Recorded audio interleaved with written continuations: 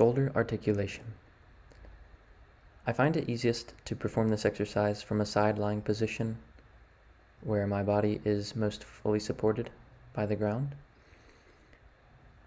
The movements of our shoulder are very complex. We have access to the widest variety of movement potential in this joint than any other joint in our body. And so it's important to learn to express it fully and harmoniously. So I'm beginning in a neutral position, and now with my elbow out in front of me, protracting my scapula fully to get my shoulder nice and stable, extending my elbow to straighten my arm. And now I begin by rotating across midline of my body and up into full flexion without compensating with the rest of my body. Internally rotating in order to extend fully, only at the shoulder, and back into the front. Now I'm inhaling to pressurize again to regain stability so that I may reverse the movement into extension, external rotation in order to come up into flexion and back around, completing the circle. Ball and socket joint, we're making a circle with our shoulder as best we can.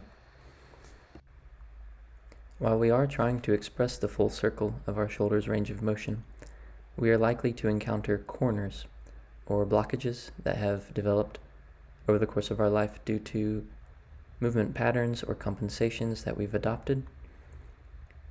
When we encounter these, we're learning to navigate them and in time overcome them so that we can express the true circular range of motion of our shoulder.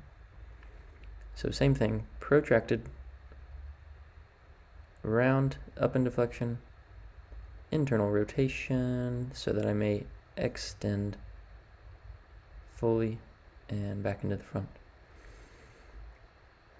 Pressurizing, maintaining protracted scapula, full extension, external rotation, up into flexion, and complete circle. So now I'm going to show you what to avoid in this practice. So if I begin like normal, and I'm moving up into flexion like normal, but then in order to reach a little further, I shrug my shoulder up. You see, we don't want to do that because that's involving more of our anatomy than we're training right now. And so now another thing we might do is twisting our spine. No. Or we might retract our scapula like so. Let's not do any of these things. Remaining neutral and stable and expressing our shoulder's range of motion independently. Good luck.